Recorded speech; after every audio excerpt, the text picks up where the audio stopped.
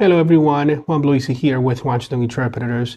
I want you to please excuse my voice because I'm still recovering from the cold and I wasn't planning on making this video. I had another topic to talk to you about, but we had an epic crash of the SOSi on-the-spot app yesterday because of an update. And so I do have the details of what happened yesterday, the SOSi company's reaction, and what they're not telling you. So please watch this video and share it with all interpreters you know. Now let's get started. Because we experienced another epic SOSi on-the-spot app crash, and I have the details. And as always, please remember to pause this video at any time in order to read the information you see on the screen. This is what the SOSi on-the-spot app looked like yesterday, June 11th, at about 8:30 in the morning. And earlier than that, interpreters had a blank image like this, with no assignment scheduled or available to see, and no way to check in or out of appointments. It was a mess, and we had no guidance up until that point from the SOSi company or any of the WFSE so-called leaders. Many interpreters received this message that says internal server error, our team has been notified. Again, many interpreters experienced this, while some interpreters had not received the update, so they were not experiencing issues. But the problem is the majority of interpreters did have these issues when checking in and out of appointments yesterday. And as you can see right here, a very ironic situation. From the very beginning, more than 2 years ago, when the SOSi company took over the contract for the scheduling system, they never integrated a way for interpreters to reject appointments or return appointments on the app. And I remember being on their case for these 2 years because it was very easy to do, but they refused to do it because, of course, we all know they do not own the app. The on-the-spot app belongs to the company outside of SOSi, Scheduled Interpreter, and they have no way of forcing these updates. But yesterday, ironically, look at this right here. They have the withdraw from assignment feature integrated as of yesterday as part of the update. And to me, it didn't make sense because you're on the way out and now you're doing this more than 2+ years after you took over the contract. It is ridiculous. More on this feature later in this video. Another situation for interpreters that they were experiencing was whenever an appointment ended. For example, this appointment here ended a minute or two after 12:15 noon. And the checkout couldn't be completed, the app didn't let it happen. Again, another problem that interpreters were experiencing, and so you'll see what unfolded later. Now, because I was one of those interpreters as well experiencing these issues, as soon as I had a chance to do something about this, I reported to interpreters on our Washington Interpreters Facebook page of these issues, letting interpreters know that apparently the SOSi company was conducting an update on the on-the-spot app, and it created so many glitches and unnecessary difficulties. Because my thing is, if you're going to release an update, why not do it at nighttime when interpreters are not working? Do it after hours. But no, you have to do it in the middle of the day when you know you have no control of the app because you do not own it. This is just ridiculous and a complete disrespect and disregard of our working conditions as interpreters. And so I reported how we had an inability to check in or out of appointments, missing appointment information on each assignment, empty calendar, no appointments displayed. And of course, I advised interpreters to print appointment vouchers to record check-in and out times. And I also provided a link to a blank voucher just in case. Remember, up until that point, almost 1 p.m., we had not heard from the SOSi company offering guidance to interpreters. And of course, the WFSE union was silent the whole day. Now let's continue.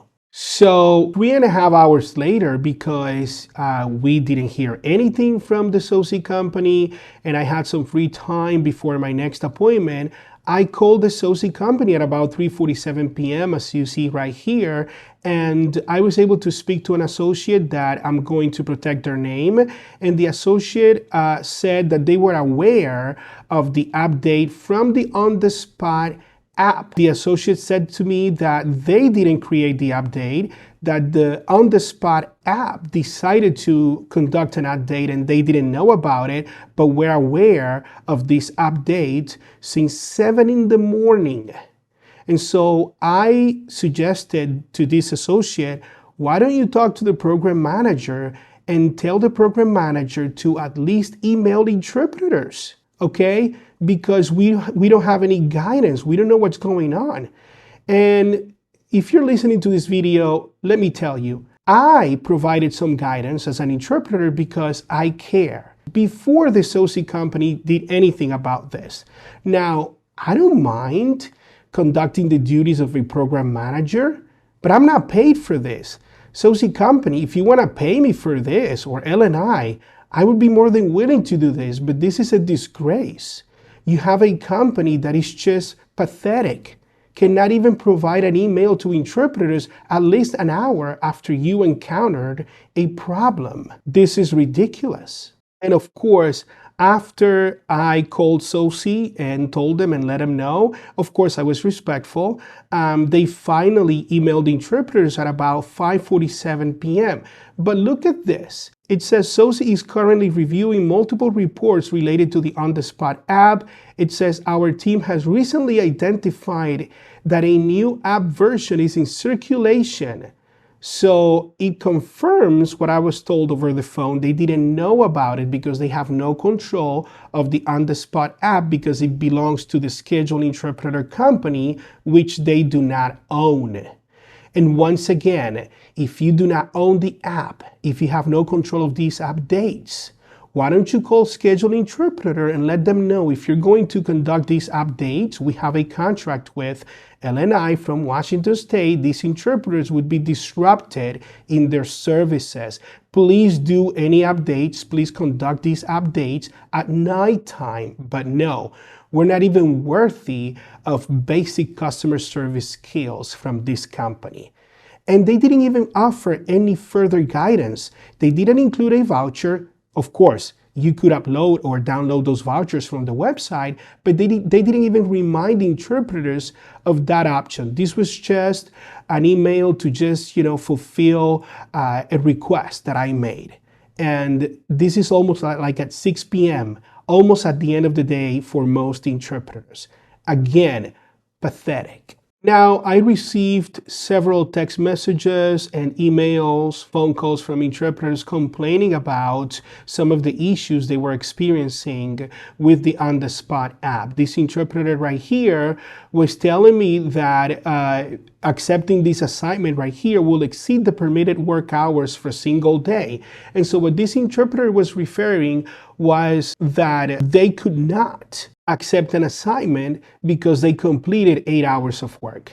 Look at this right here. It is in Spanish right here, but this interpreter says, now we cannot even accept more than 8 hours of work. Sorry, Juan, this is very frustrating.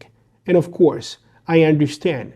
Now, this is another glitch that was happening during the day. No excuse for these things. This is not Apple's fault, as some interpreters suggested. This is not the SOSi's company fault in a way, but it is their fault because they did not anticipate this. They were not proactive to this thing. This is from the on-the-spot app, but they were not communicating. There is no coordination between the two companies, and we, the interpreters, suffer because of these things. Now, back to the feature they tried to introduce yesterday for you to withdraw appointments from the app. Well, this interpreter sent me screenshots, and this interpreter tried to withdraw from an appointment to test the feature, but this is what happened. And as you can see here, the interpreter wasn't able to withdraw from the appointment from the on-the-spot app. And of course, they had so many glitches. The feature was not working. It is a joke. You are implementing this months before you're going to be out of the contract. It is just, in my opinion, an insult to interpreters. Now, you all know that this is happening because we have no leadership. Okay, the so-called WFSE union leaders don't care about this. They're not equipped to deal with any of this. They only want to get your union dues, and when these things are happening, they're nowhere to be found. For the whole day yesterday, interpreters were left without guidance, without any recourse to these problems, and the WFSE union was silent, nowhere to be found. We didn't have any updates from LNI, and the SOSi company only sent an email almost at 6 p.m., okay, at the end of the day, after I had to call and request a simple email explaining what was going on, and they offered little to no guidance at all. This is, of course, on the WFSE union because they wanted this company to replace interpreting works. This is ridiculous. I do what I can as an interpreter to inform and update my fellow workers, but I'm not getting paid for this. Once again, if you want to make me a program manager, of course, I'll do it. Show me the money. But if you're not going to do that, be at least competitive. I mean, these are basic customer service skills. We deserve better than this. I have a couple of more videos concerning the transition and the bidding process for the new company. And in the meantime, you know what to do. Whether you are a DSHS or an LNI interpreter, you do have the right to opt out of the WFSE union and stop paying union dues. We must get rid of this horrible union. So go to optouttoday.com/WFSE1671 to do so and keep your hard-earned money. See you in the next one.